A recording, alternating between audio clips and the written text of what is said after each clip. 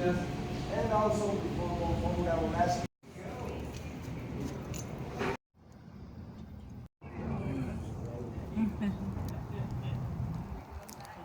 Anywhere you like, anywhere. 150 feet into the mine, and when I ring that bell, I'm letting you know we're moving. All right? You ready to go? Okay.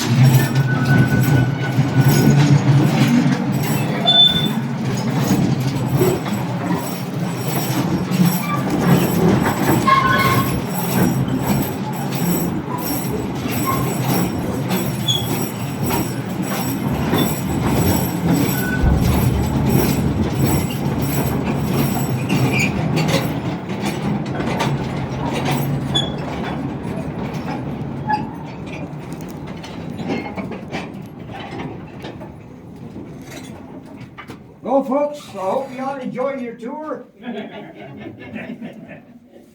So anyway, folks, you came into the Copper Queen mine. On level 3, we have 4 levels on top, 2 levels below us. Now in between each level, there's one level from another. This tunnel was completed in 1915 as a haulage tunnel. There was an abundance of ore on the other side of the mountains. And if you look over there, a little red light right up there, right in front of us, that's the original first shaft done here in Bisbee, the one and only one, coming down in a 45-degree angle, and also at the very beginning, done by hand at that time. Now, in this mine, we have only 7 levels yet. We have over 149 miles of track and tunnel. If you add the other 28 mines to this one, we have over 2,200 miles of track and tunnel down here. When we pass by, I'm going to slow down a little bit, and I'll slow down on the way back also. You're going to be looking down. You got some stairs. You got an ore car, 1-ton ore car. You need rail. You need a hoist machine, and you got cable in order to move that up and down, or to bring your rock from the upper levels down to your lower levels down here. Now, in 1943, this mine was not active anymore. As you can see by the burnt walls and everything, this is where they would train their helmet crew. This is where they would train the helmet crew were the people that were the firefighters down here. You had timber, first people that worked down here worked with candles, then carbide lamps, minor smoke, sawdust. What else can go wrong, right? But anyways, before we go any further, everybody's good to go. Okay, I didn't hear I want to get up or. Those are good to go. Those are good to go. Okay. Steve, Almost. you want to go forward or you want to go back?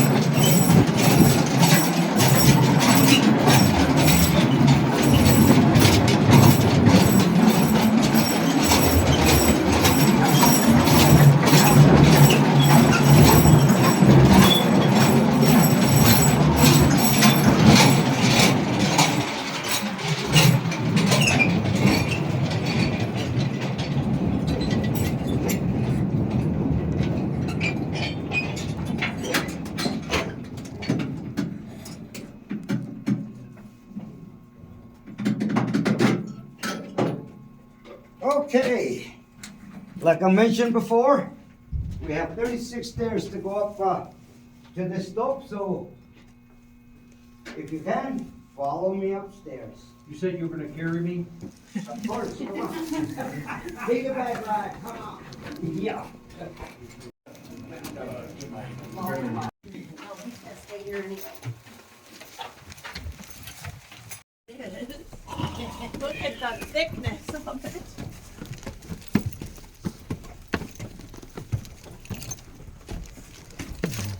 Hey, you.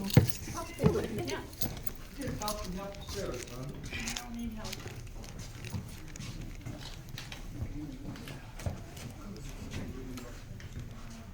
Oh, dance floor. Pardon me? Dance floor. Lines, 76, 76. Mostly this one was about the only one.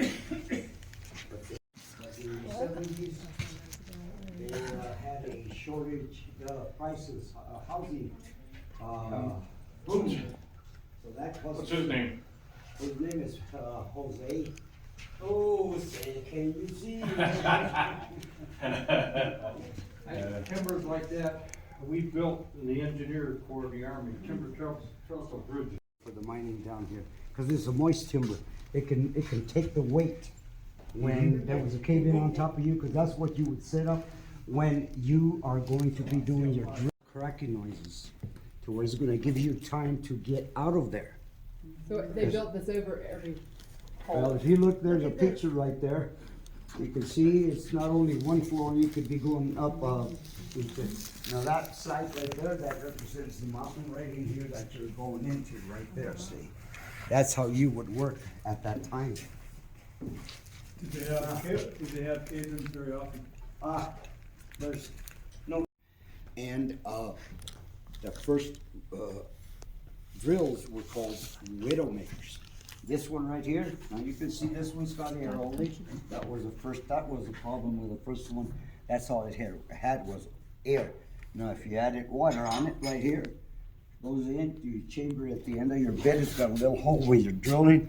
Now you're getting sludge instead of getting all of that, and that's why they would blast half hour before going home. It is a cross cut going to the middle of the parking lot to where they're gonna be a first stop at a transfer shaft. The mules at the mines in Cripple Creek, Colorado, they were all blind, spent their whole lifetime. Well, they would take them out when that vet would finally see that mule. The mules were down here 5 years, and then they would rotate them out. After they would rotate them out, they'd line them all up, the old ones, line them up, shoot them, and have a nice barbecue. In Cripple Creek, they just put them out to pasture. Now they- Blind, but out to Yeah. pasture. No, what they did here is, you know what, I've never read or heard of a mule going blind here. And what they do. Anyways, we're not that big of a group here. If you look at my light right here, look at this right here. That's how it is. Bisbee. Okay, you guys keep going, I'm gonna just take care of that. It's got a certain richness to it right there. That's how expensive it is. Yeah, 'cause I noticed in the stores that turquoise was.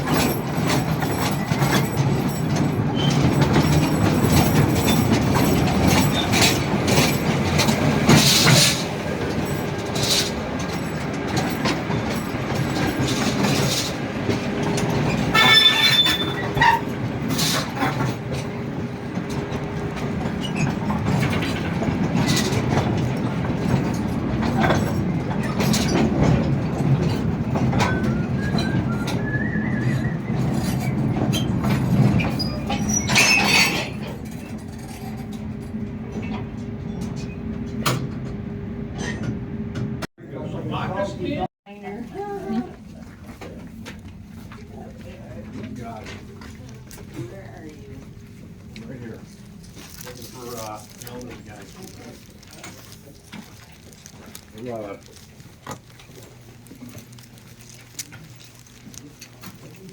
A old ancient one. The other ancient one. I do have a loud voice. Bad boy seat? Yeah, that sounds a bad voice. And what these tremors would do is, in order to open one of these doors, it's a sheet bar tube down here, bring it down. You only wanna open halfway though. After halfway, it's so much harder to close it after a while is what it was back at that time. And then from those chutes, they went to the valley chute, right there, as you can see much.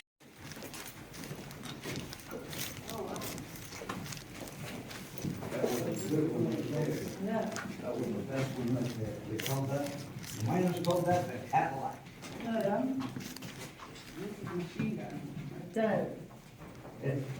Well, that can, Cadillac.